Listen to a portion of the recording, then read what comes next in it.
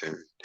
What's up, everyone? If you're watching this, you're probably watching the playback, and we are now live with Mike Bargman of Headline Media. Now, Headline Media is one of those companies that a lot of people gets thrown around often in a good way because it is the leading PR agency in Israel. Now, before we get into a little bit about Mike and Headline, right, we all want to understand, and obviously now there's the big elephant in the room, which is the coronavirus, is what is PR, right? It sounds kind of like some people say it's artificial.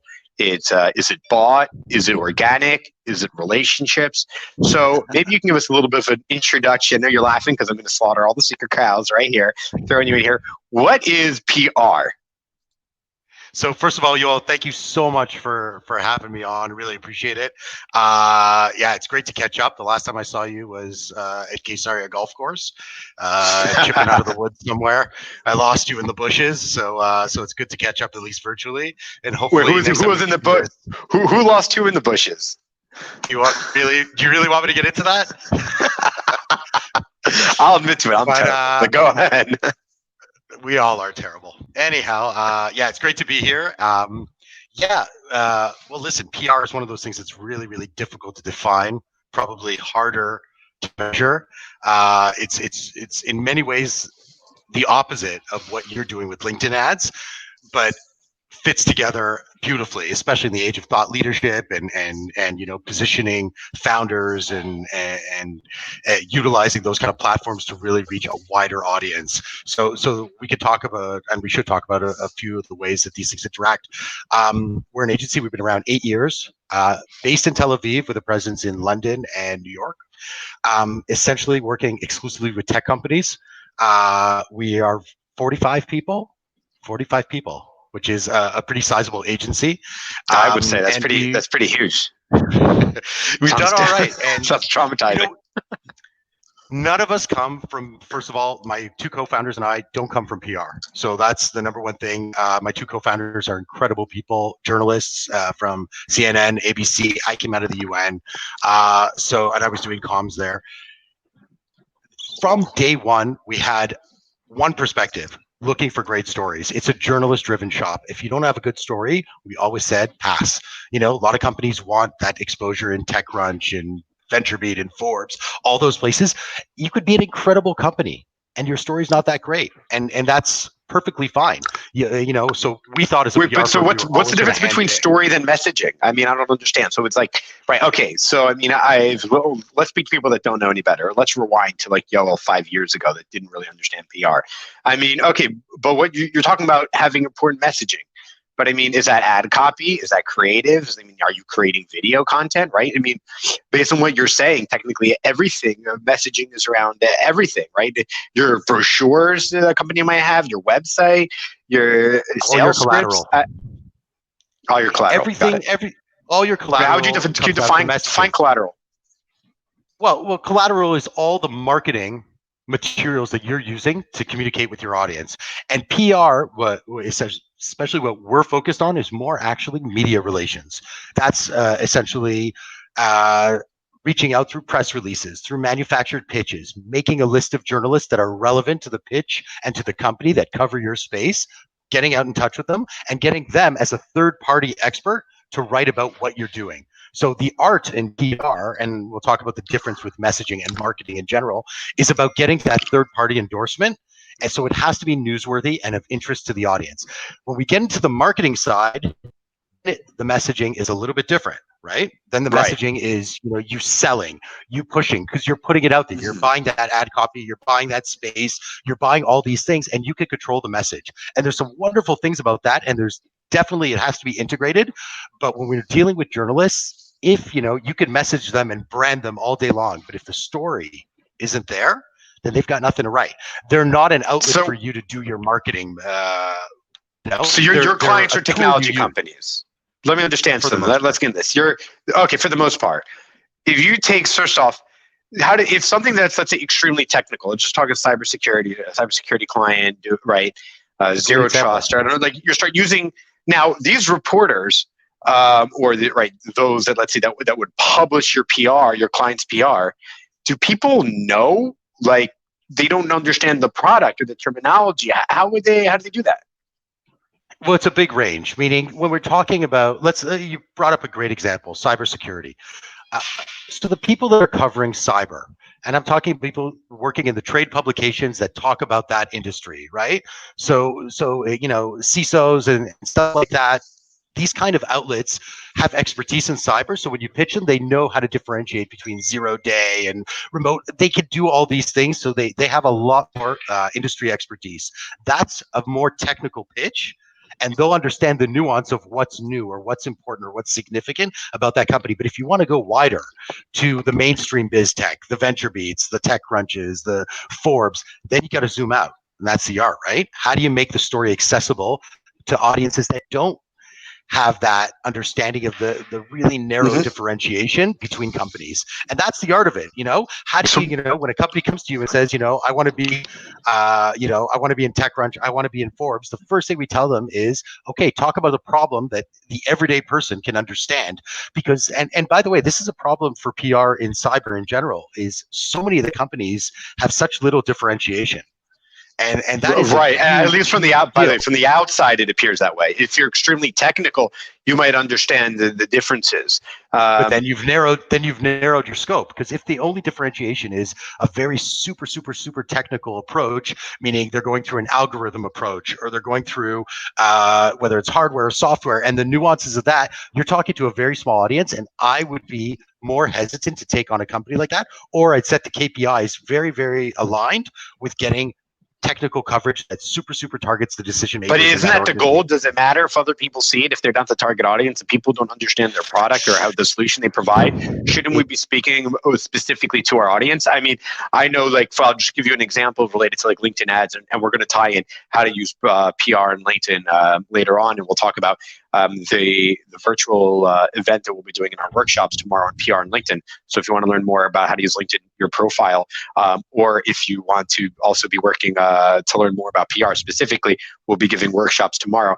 Actually, I'll pull up the link to register and I'll put it in the comments on both lives. I'll get to it in a minute. But so if people get, I mean, so like in LinkedIn ads, for example, I try to go as technical as possible. Often for, let's say, cybersecurity companies might be targeting, certain job titles within the IT job function or engineering. And then what we want to do is, though, but I try to go as specific and technical as possible so they know exactly what it's about. If I go more broad, we'll get more clicks and we pay for the clicks, but they're less likely to convert because it's too generic, not specific to their need. Therefore, we're spending more per lead. However, at the expense of click-through rates, we get much more specific. Those that don't understand the lingo, it's not related to them, at least at that moment. They don't click and we don't pay for it. And those that do are more likely to convert. So in a sense, we find that actually it helps conversions and actually cut through the noise or cut through the audience straight to the people that we want to reach, because we're speaking their specific needs in their language that's highly technical, and therefore they know we understand their needs because we're talking very technical here. So in PR, you're seeing the difference. Would you say the goal in general PR is just this wide reach, wide appeal? And then how does that actually turn into more leads in so general? And we'll talk about tracking leads later. But how would that turn into more leads? Not so explain it to us. So it actually depends on the space the client is in. Meaning, first of all, I'm a huge believer in trade publication outreach. It is incredibly important. I don't have to tell the people in the audience. Most Israeli entrepreneurs say we want TechCrunch, and they want those top tier leads, top tier placements. Wait. Can you do that accent again? No, we want TechCrunch. Get me We TechCrunch. want TechCrunch. And the truth of the matter is, just like they say in golf, drive for show, putt for dough. Well, it's the same thing with top tier versus See, vertical. you just did. You just went with that's exactly what you're talking about. You just went with like a specific technical term for a wide audience. Yeah. So you would have connected really well with golfers, but you lost 95% of people on that example, right? At the end of the day, I think trade publications are super targeted and great for biz dev. Incredibly effective for biz dev. I think that when we're getting into the top tier stuff, which is a lot of the bigger clients want, it's about fundraising, it's about major partnerships, it's about positioning in market.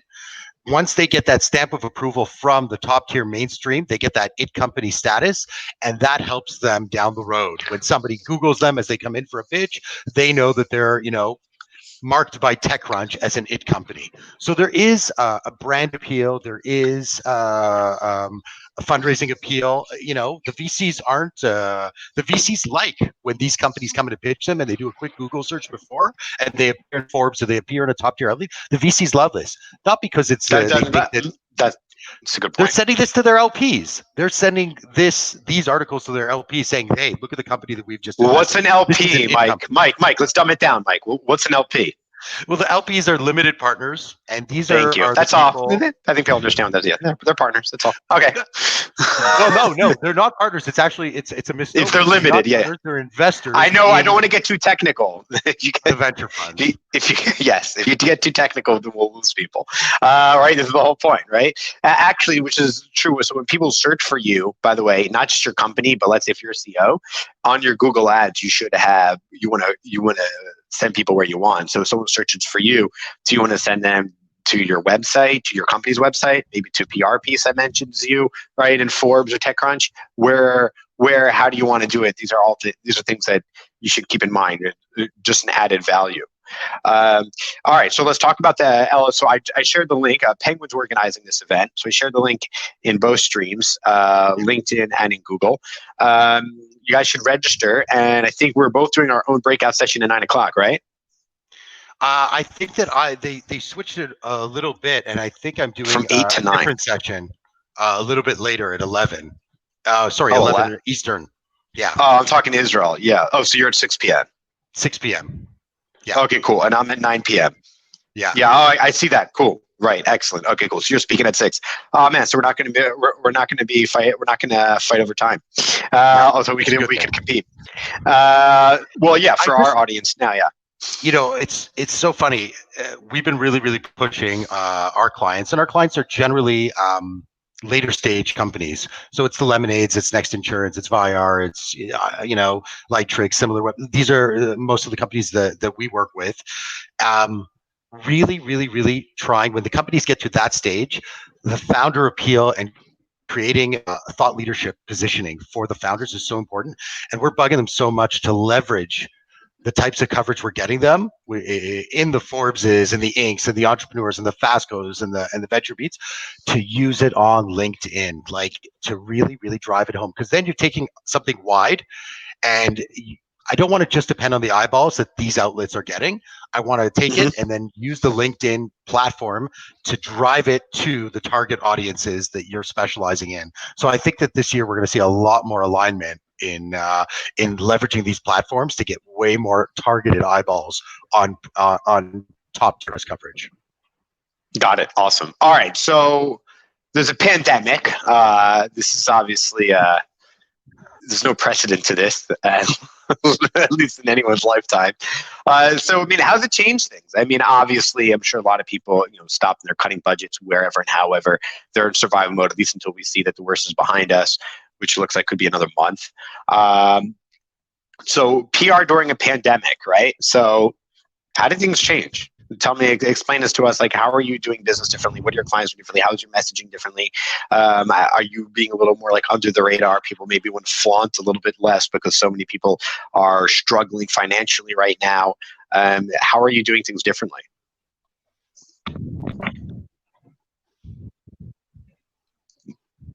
Mike, you with us? Yeah, you're cutting out a little bit, but I can hear you now. Can you hear me? I'll repeat it. So how are you doing? Yeah, I heard the question. So right, cool.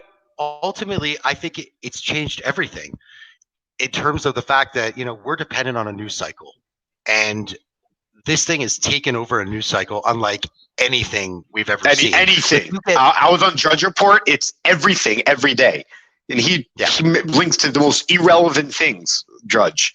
If people don't know, he is the leading news aggregator, drudgereport.com. And, but it's all the coronavirus, literally. And it is crazy for weeks. So by the way, this is proof that anything you used to listen to in media before until like this outbreak really isn't news. Like 99% of the shit you consume is just regularly negative things that's no longer in the news cycle the next day or the next week or the next month. This is actual news as opposed to most of the garbage that we consume. Right. So, okay. So tell me how you do things differently.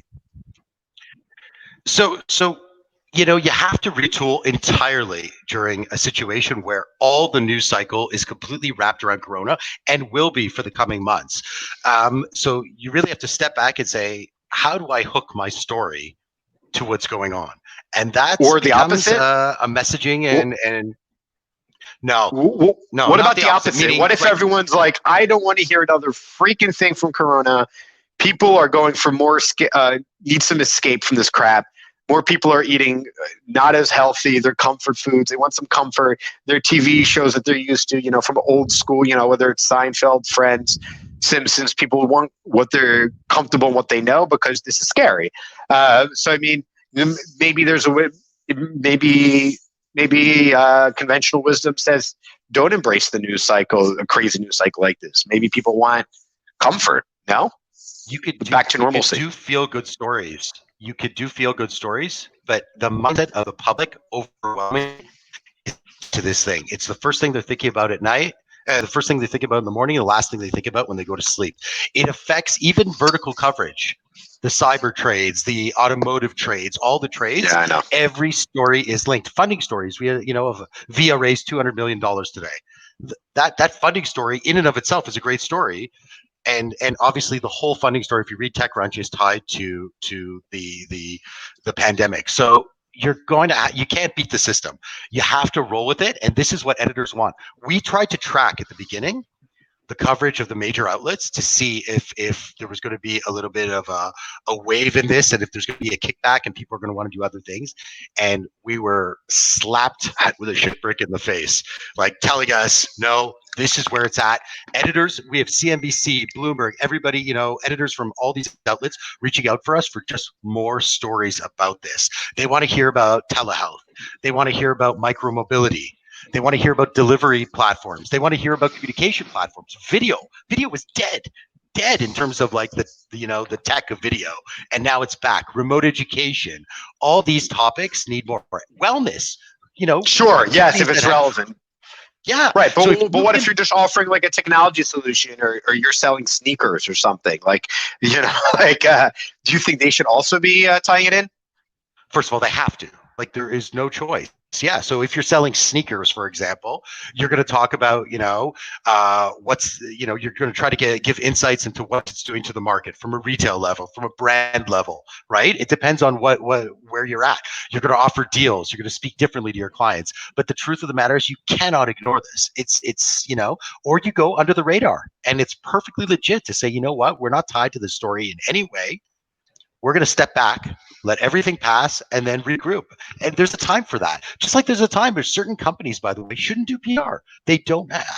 I've had unicorns come to me with no story. By the way, JFrog is a great example. JFrog is an incredible company, and we didn't take them on because we didn't think the story was sustainable in order to bring enough return on investment. It just wasn't sustainable. There's a lot of cyber companies, I think, that aren't differentiated well enough, aren't relevant for PR. They shouldn't be doing PR. They should be doing other things. I think that's a really great point, and I think if one of the key takeaways that people watching this can understand is that you have the CEO of a big PR firm telling you when you shouldn't do PR. If the messaging, if you can tie it in, if you can do that, it maybe might not be the right way. Maybe more traditional ads or social media or other kind of engagement might be better off. A couple quick comments. Like Jonathan Kahn said, PR is about getting the right story so that you can convince people to write about it. Would you agree with that sentence? Completely. It all starts with the story. The first thing when we get companies incoming, I want to get on the phone. Can you give me wait, hold on. Let's do an exercise. Let's be interesting. Okay. Let's give an example. Can you give me something that most people would have thought isn't a story and how you're able to extract a story out of it to make PR? Sure. Something you've done for one of your clients? So, you take a company that's doing something really, really bland, like, okay, it's a lot more relevant today, but because we have a technical audience, I'm assuming, bandwidth, a chip that goes into the router, white labeled, that increases bandwidth. Okay, now you and I, and in this era, we know the importance of bandwidth. Would love bandwidth. Now, but by the way, wait. Let's give an example. Before we went live, we went because we're both from home, right? I'm in my home studio, and I'm like, we went around the house. We're like, no live, no streaming. There's no streaming for the next 45 minutes. Just to get an idea of the bandwidth issue. I've already cut out for a second, so yeah, go ahead. Yeah. No, it's really, it's really, really challenging for some companies to find it. So you have to, how do you make that story accessible to audiences beyond just really narrow trades that write about chips or semiconductors or whatever? So you've got to expand it, the bandwidth in your house, infographics, all these things that demonstrate how, how does the family survive without proper bandwidth when they've got 6, 7, 8 devices going at once? That's called zooming out, making the story accessible to wider audiences. And you want to do this. We've had a company Qualitest. They were doing, quality assurance, not such an exciting thing. So how do you create news for them? Well, what about data reports? Coming up with insights into which apps tend to crash the quickest, which devices, which are the buggiest things, and piecing it in a way that the average user can tie into the story. That's the creativity. But again, I think that everybody should be thinking that way, but not every. The biggest challenge I see with certain types, like app developers, they're talking to an audience that's super, super targeted. If you're targeting app developers, ultimately, that's going to be a really hard PR play because app developers don't read media outlets for the most part. They argue in chat rooms. I would suggest that somebody who comes to us and is targeting those people should be using their budget in a different way. And I think that we have a great reputation. Be doing Reddit ads. They should be doing Reddit ads and things like that, right? Exactly right. That's exactly. And you know what? Most PR firms, I'm ashamed to say, don't have, they like money and they'll take a shot and try to do it. And we've been really, really great about it. Everything starting with the story. So Jonathan, who wrote in, is completely right. If the story ain't there, then it's going to be a rough run. And you know what? You can smell if the story's there. If you're a true PR professional, you can take a good hard look at the company and see if you can extract a story. I'll give you another example of a great company that we passed on because it was a one-time shot. Company doing robotic window washing. Okay, robots that actually wash windows instead. And I took a look at it and I was like, this is going to get CNN. It's a visual story. Everybody knows window washer. There's danger. There's this. There's that. And we passed because I was thinking, what am I going to do? I'm going to get a ton of coverage the first week, but what am I going to do on the second week? How am I going to continue to bring value to this person on an ongoing level? What data on, how many people fall out of the sky, which is very little. You'd be surprised to know. I'm sure there's a lot of people falling out of the sky. Yeah, I think they've double rubs everything.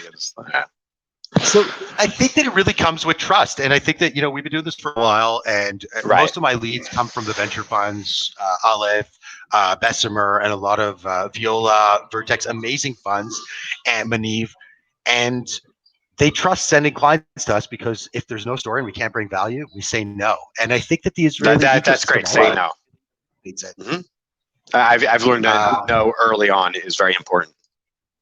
Yeah, it's, you know what, you get really good juju, and the Israeli entrepreneurs really appreciate it when you're straightforward and you're not money hungry, and they'll refer you onwards and onwards. And yeah, this is what's going to get all of us through this tough time, is having a great reputation.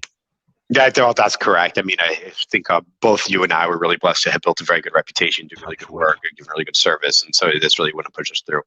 So we're really lucky in that respect. So how has it been? Let's change a little bit of gears here. How has it been for you to manage your PR team remotely? Given that you didn't really we had minimal time to plan for this, right? So I have an incredible, first of all, senior management team, 2 wonderful co-founders, VP level. Do you want to name them? Yeah. So John and Daphne, Daphne Algum and John Elkins are incredible people. Really, really handled like the social and the emotional aspects of making this transition and moving to remote. The VPs, Aaron Kleiner, Leora Katz, incredible people that took care of every small detail in regards to making this work. And yeah, we're really lucky to have a lot of depth in the management level, and the team is just unreal. Like I'm really amazed at how well they've transitioned. I'm actually worried that they're working too hard, from home. That separation isn't there, and my biggest concern as the CEO of the company is burnout. Because people are stuck at home and they're not stepping away, And I think that is going to be a very, very serious concern in the coming weeks. Right. Well, a lot of people in Israel, like you literally can't walk 100 meters. I mean, I was speaking to, let's say, a friend who said he was more paranoid to go for a walk than smoking weed. It's like they're both illegal and weed makes him paranoid, but he's more paranoid to go for a walk. That was an interesting insight. Well, I heard you have an amazing house, so you guys must be super comfortable. You're very lucky to be out of the city. Yo, God, the city sucks. Yeah, we left. I love the city. I love Tel Aviv. I love Philly, where I grew up. I love big cities, things to do, but I don't want to live in a city. Hells no. Yeah, it was stressing me. We moved up to a place up north about a week and a half ago as this thing broke out. Where are you? Life changing. I'm in Chofit, just up the road from you. I knew you said you're moving my area. All right, so we should not meet. Yeah, we should not meet. I know you just moved up here because the golf course is up here. I snuck onto the course the other day. You should know. It's closed. Did you? I don't blame you. I thought that was that's probably the one thing that could probably stay open. It's outdoors. Right. Everyone brings their own clubs. No one touches anybody. They wear gloves. It's like less than 4 people, four-man groups spread out. Yeah, it's like it's meant for it. They got shot down. It's perfect. Yeah, it's like I thought they'd their instance to go through the roof, but now not even like 2 people can get together. It's a different time, but we're gonna get through it, and I think that actually this is a great time for you and founders and thought leaders to really, really, really push on LinkedIn. Like, this is the time people are consuming content. Unbelievable. Netflix effect. Unbelievable. Right. And so the real marketers are the content creators.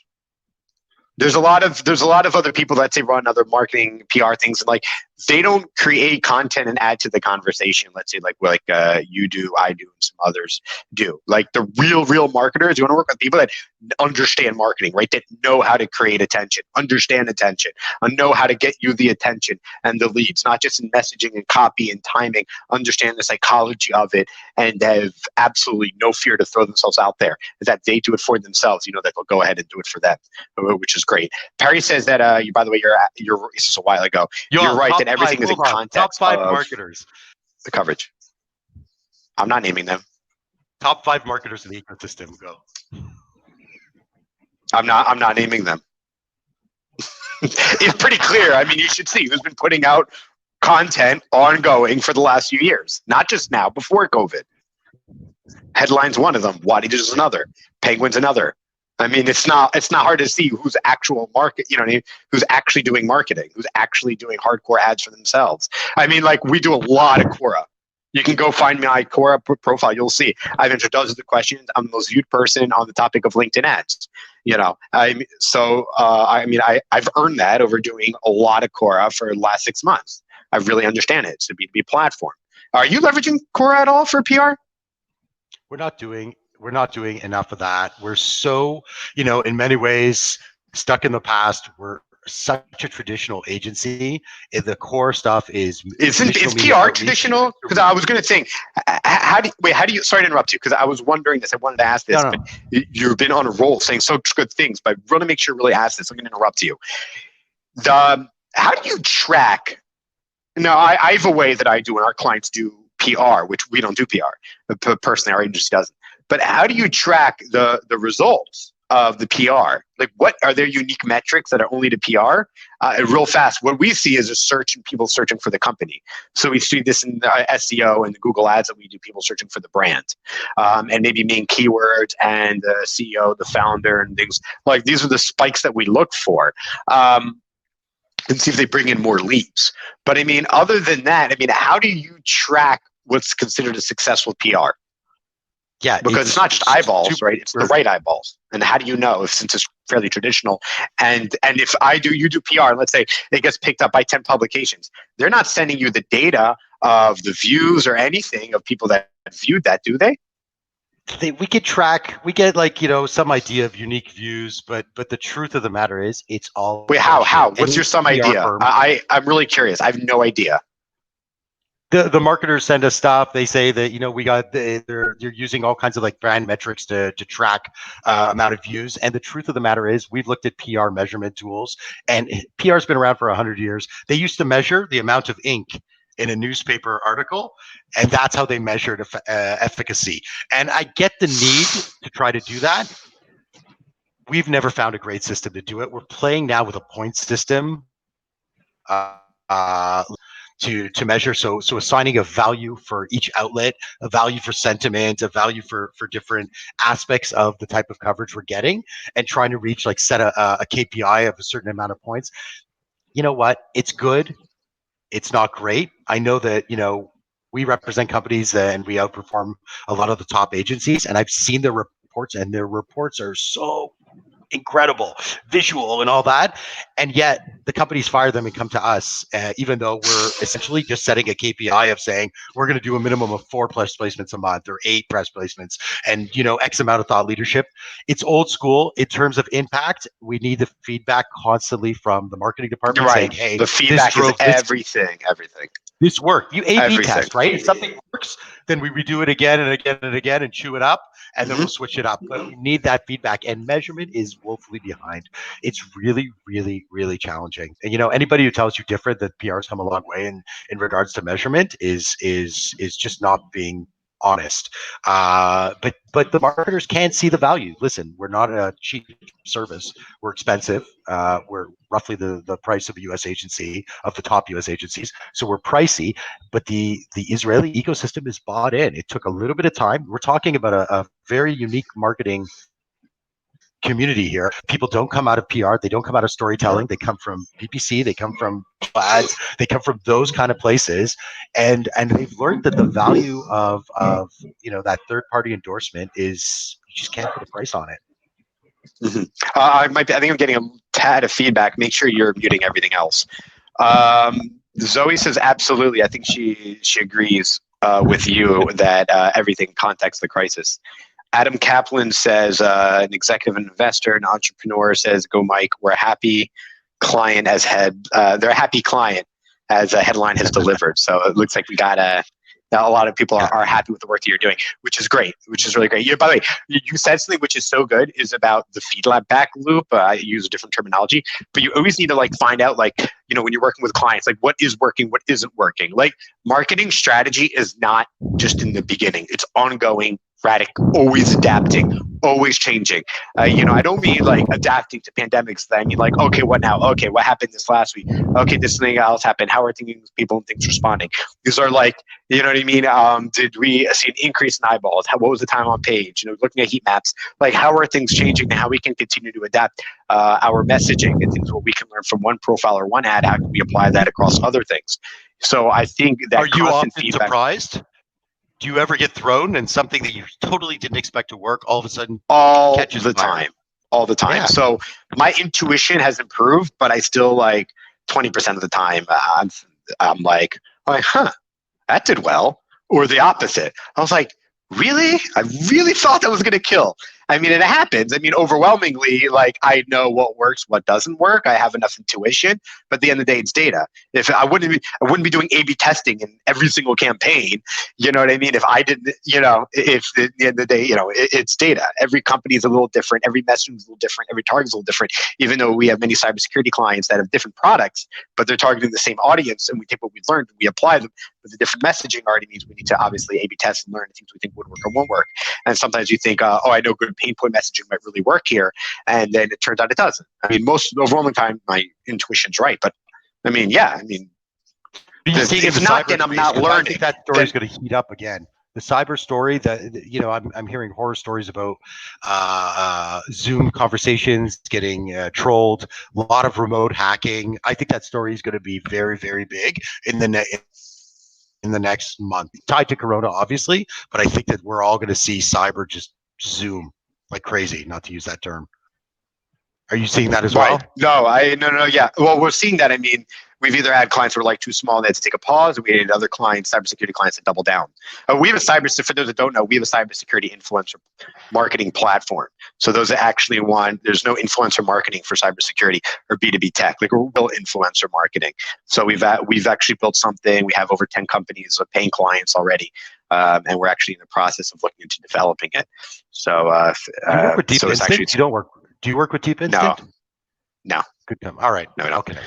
And but we do a lot of cybersecurity influencer marketing. I mean, so it's a big strength of ours. We love it. We understand it.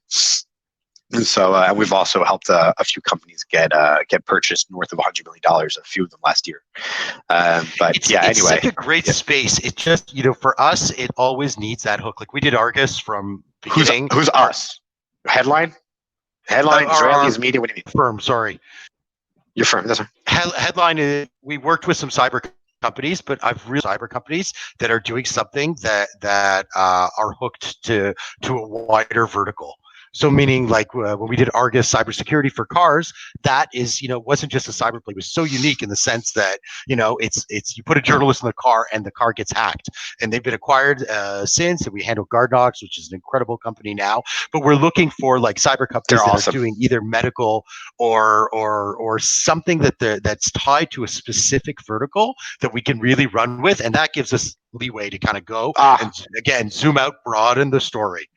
I should connect to a scenario. They do medical. They do IOMT and IOHD. But this is obviously important right now. Yeah. So that's another conversation. Let's say this conversation offline. So let's talk about the event a little bit tomorrow. Obviously it's a virtual event because why? Because, well, social distancing. So we can't go to work and you can't do a real event. One of the good news is that it's inexpensive to do and pretty fast, and people are fairly flexible. They just know they need to find 1 hour or however long they're speaking, right? And commit a quiet and a decent internet, which I think is probably going to be the biggest challenge, is technical issues. Maybe we'll see how it goes. So one of the advantages of actually, you can watch from home. You can even wear, you can be in your PJs or shorts. Actually, Mike, should we tell them what we were wearing prior to this call? Before we went live? I'm still wearing no pants. You're still wearing no pants, me too. So I was wearing just this t-shirt, and Mike was wearing like a white shirt. And we're both looking at each other, we're like, should we put on a nicer shirt? So I just threw this blazer on. And what you can't see is I'm actually in shorts. And but you can't see that. I actually had to move the table so you wouldn't see it. I thought during the video. There you go. You got a little bit of knee. Showed a little bit of knee. Right. So while you guys are watching tomorrow, tuning in, starts at 3 p.m. Israel time, with 8 a.m. Eastern time. And I'll be talking at 9 p.m. What I'm going to be doing is I'll be sharing through really deep detail of how you're going to dominate your LinkedIn profile. A lot of people are making some general mistakes. I'll give some quick ideas. So and Mike, maybe this is related to you. Should we rip up your profile live right here? Can we do that? You can. Are you okay with that? Can we do that? Cool. We'll provide some value. Okay, so everyone, go to Mike Bargman. You're going to get a lot of you'll get a handful of profile views. Now they say that a lot of people aren't going to want to. So let's take a look at Mike Bargman's. No. Just a few things so people can understand the value that we're going to be able to provide. You can search Mike Bargman headline and he'll come right up. So first thing is that, by the way, if you want to find someone easily, so when you do like LinkedIn lead gen forms, you might get first name, last name, job title, You take in this order: first name, last name, these 3 cells: first name, last name, company name. Copy, paste across. Run easy. Copy, paste into LinkedIn. You'll find the person immediately. You don't even have to press search; it will come right up. Just a quick tip. So one, you don't have a banner. I don't have very much. We don't really. I don't use the platform that much. Like we don't. I know you don't, and that's why I'm giving you a. So let's get you. We're going to get you a new banner. We're not doing any marketing. Like everything is pretty much inbound from the VCs and from. That's great, but they'll find you too. But they're going to. Don't they look for you? And I'm saying this to anyone. I'm not talking to Mike per se, but I think this is applicable for anyone that's looking for a business, or if you're looking for a job. Like you might apply for a job before they call you back to invite you to an interview. They're going to your LinkedIn profile. Yeah. Or even before they make before they make the job public, they quietly, recruiters and internal HR, they're reaching out to people that they think are right. They're going to cherry pick people, and they're going to go based on your LinkedIn profile. They're not seeing your CV. It's before so you apply. important. It's so So you important. must, if you're looking for new employment, especially now, I mean, it was a 20-30% unemployment rate. And I think this, unfortunately, it may go up in the near term, but it may get worse before it gets better. I mean, you got to, you're first and foremost, you have a few things that need to be. One is obviously your job, your image needs to be able, so right now, everyone got a beautiful picture of your Huna. What a beautiful face you have. Your mom must be so proud. But on your profile, we have a little side thing. You're speaking on a microphone, which is great. It shows you like a point of authority. People want to come hear what you have to say, which is why people have tuned in here now. So maybe you can get a front-facing photo, I think would be one good tip. Yeah. Another thing is you don't have a, because you're a really good-looking dude, and people don't know that. They're good. You're like a 9.2. People are going to assume you're a 1. Were you fishing? Are you fishing for like me to compliment you as well? I don't need it. I get it all the time. But the other thing is that your banner, your headline banner. So, guys, everything in your profile. I don't know if anyone remembers old school Facebook days or MySpace. Like anything was old school Facebook. You were able to edit a lot of things. You make stickers and all these external things you can put on the platform. Facebook's become very uniform. LinkedIn's very uniform. The only place where things aren't uniform is actually the most important real estate on your LinkedIn profile is the actual banner up top. So make sure you can do any kind of graphics, images, put in your logo, put in, if you have a show, you're going, whatever, what time, anything you want, your website, your hashtags, anything you want, you can put there. You can see my profile for some good examples. Is you can catch people. Now, when you're engaging, Mike, and this goes for anyone, there are 4 things people see. Let's see. Can you guess what they see if in a comment on LinkedIn? What are the 4 things people see about you? Or we can really do 3. 1 technically is it's like 3.5. What are they? They see your photo, right, which is important. Your name. So it's important your name is spelled consistently on other social media platforms with your email in particular. If you're using a maiden name, use it throughout, or don't use it. Choose to use it, but use it same in your email as your LinkedIn. A lot of people you might be emailing with are now going to go look for you on LinkedIn. You want to be able to be found. Right, so it's important as consistency. The half is how are you connected to the person? Are they a first connection, second connection, third connection? And then, in my opinion, most importantly, is your job title. The reason why your job title is so. I mean, I'm a LinkedIn ads expert, but if I put CEO and founder of Wadi Digital, my title's not even updated. I don't think. No, it just says headline media, which is fine. It's better than if you just put CEO or founder, whatever, co-founder, it doesn't say anything when you speak. But if you do PR for tech, and then you're talking about, promoting technology companies in a conversation, you have that gravitas. But those that don't know what headline media is, they could assume by the name you do PR. But if they don't, you're now speaking for more authority. So those are some of the main things. We'll also be going to the new featured, how to build out your experience, your about page, which you need to work on, your skills, experience, your recommendations, even people that you're following, because a lot of people want to see who you're following. It's actually really relevant, particularly when it comes to finding employment. So tomorrow night at 9 p.m. Israel time and 2 p.m. Eastern time, I'll be going through. You'll be joining. You'll get more information. Register. I'm going to be going through a LinkedIn. We were putting together a masterclass for LinkedIn profiles, and so we sped that up to have it ready. So we'll do a screen share. We're going to walk through. We're going to give examples of good profile pictures, bad profile pictures. Maybe we'll throw yours up there as an example, Mike. Maybe we could do a before and after, and we'll go through the job titles, how to do it. We're going to get how to research it, how to engage, how to post regularly, how to build an audience, how to go viral, which hashtags use, which not, how to tag people, when not to tag people, how you can tag companies, certain things about making new connections, how to get more followers, all of these things that we'll be going through in detail. So since we're not going to be talking at the same time, I expect you'll tune in. Excellent. Yeah. I'm definitely going to tell my team to tune in, and it should be really, really interesting. I think they've done a great thing, Penguin. They really have. He's such a great guy, as is David, and just dealing Mark. with him has been first class. Mark and Shoham, they're all great people, and everyone there. They've really good quality people. I've met their team a few times, and they have this. I know you guys have this too. They have this Anglo culture of customer service, which is imperative, and just Anglo understanding of mapping out enterprises. But for B2B technology companies, it's imperative that you work with Americans in there. And the ecosystem appreciates it here. They really do value that. I think that that's a big They're starting to. They're starting to. I think they're starting to understand Israelis that are really good at marketing, let's say, but have experience from Facebook and Google and these other things. And they say, oh, now I can do, I can do PR, do LinkedIn, whatever are these things that they don't really understand the platform. They don't understand how to target people. They don't understand the psychology of their target audience. B2B is not, B2C is not like B2C. Technology is not like e-commerce. I mean, it's radically different. I don't just mean in that messaging, but the psychology of how the content is consumed and how people interact and bring up the content that they've seen, whether it's through PR, LinkedIn, or elsewise, how they bring it up to the other decision makers and influencers in their business. So we want to make sure that we're able to reach these people, that the messaging, is appropriate. So therefore they can reach it. Can you, before we sign off, just a couple last things for people, you can see the event in the comments, both on LinkedIn Live and on Facebook Live. Sina says hello. Avery asked if we're going to start a petition to get golf courses to open. I think it's a waste of time, but yeah. It's a waste of time. And Oswald Ratz is a Facebook ads expert. He says the rules to test everything. And he asks, who has time for pants? And I agree. We don't. There's no time for pants. And you guys can go in the link. You can see the event register, and then you'll get more information tomorrow about when we're coming on and the special Zoom link for my event and your event.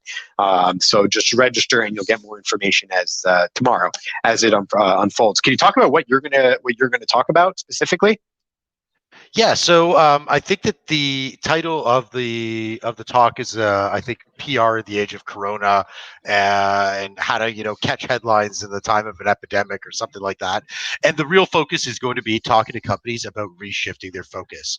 So telling them is laying out what the media landscape looks like right now, what we're seeing, which spaces are hot, what journalists need to hear about, what's going to get past editors, and talk a little bit, do a Q&A, and talk about how to hook your story to this thing. Give them some examples of ways that they can become involved in the story, and also talk to them about how to do this in a way that's not disgusting. Meaning, you can't be self-promotional now. It's all about providing value. And I think that if you hook, wait, when you say now, are you saying specifically COVID-19 or in general, like 2020, like we've evolved? No, it's got to be COVID-19. It's COVID-19. Because I always think you got to be providing value. So many people are ask. I mean, like my LinkedIn post is value twice a day. Value. Seldom is there an ask. I think a lot of people, there's a lack of people providing value nowadays. Kind of worries me. Yeah, but that goes, by the way, for our partners in the press, like the media outlets. Like you can reach out to them, but the pitch has to have value to the public, right? So even if you're doing autonomous vehicles, which is as dead as Dillinger right now, you can hook. Could autonomous vehicles stop pandemics in the future? How can we leverage, what does this do? Does this set back the rise of autonomous mobility by 5 years? What does this have? So you hook to the story, and the journalists in those verticals will still write about it with the right hook. But it's got it. Awesome. Value. Great. So we'll learn how to create value. A few comments here from LinkedIn. Ildiko, she says, LinkedIn is essential whether to do marketing or not. That's the best place where we all check all who's behind your company. That is so true. That's why we have our entire company every morning. We have a Scrum meeting in general, and it's about what are you going to post about today. Every morning, everyone in my company has to post on LinkedIn. All of us that post regularly, our full-time paid staff has an orange circle around our profile, so we branded ourselves on LinkedIn. That's absolutely true. So every day, everyone from our company, we all post. It's in their job titles, the job descriptions. Roy Frey says, Mike's reputation means he doesn't need to do anything. Smiley. Hey, Mike, superstar. So it looks like you got a fan there, and some people find that funny. And then someone else said, Roy, I'm sorry to break it to you, but until today I never heard about Mike. I'm happy I have now, though, assuming everyone knows and everyone knows who you are is a misconception. But yeah, we're just having good fun, and so is Roy. So a lot of love from out there. Yeah, and you get a hi from Scene on Facebook. It's a friend of mine. Anyway, all right. So if anyone can find out more about the event, it's in the comment. They can find out more about Mike. I would say visit his LinkedIn profile. Give him a recommendation because he has no recommendations. His profile would get his profile updated so he can help Headline Media get more business. You can connect with me on LinkedIn or wadidigital.com. Send me an email or WhatsApp. I'm always available. Or just message me on LinkedIn. I have an open profile. If we're not connected, you can send me messages. And same goes for Mike. Where can they find you other than your LinkedIn profile? Is there a better place? Now they can come to the website, headline.media, and yeah, check me out on Facebook, whatever, and check out the work where the company's doing. Awesome. All right, sweet buddy. Thanks for your time, and tune in tomorrow. Don't forget to register, and we'll see you. Let's learn more about Thanks, PR, see how Yoel. you can use it, right messaging, and most importantly, let's get that LinkedIn profile up so you can advance your career, find better employment, close more business, and create more leads. We're going to talk all about that tomorrow. We'll see you on, and thanks for joining us for another live with Yoel Israel. Thanks, Mike. Bye. Cheers. Thank you.